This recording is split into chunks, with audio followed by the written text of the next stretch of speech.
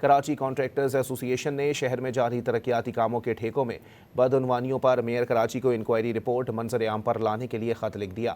مزید تفصیلات جانتے ہیں ڈان نیوز کے نمائندے عاصم خان سے۔ جی عاصم، بتائیے گا۔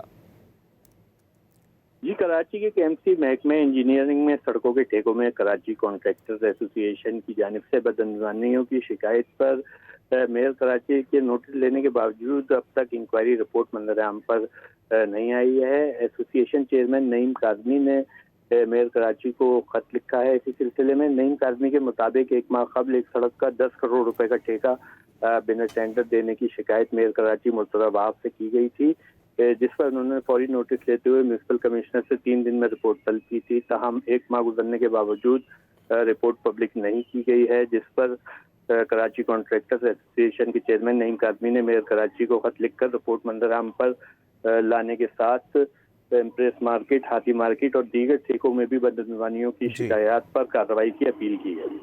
بہت شکریہ عاصم۔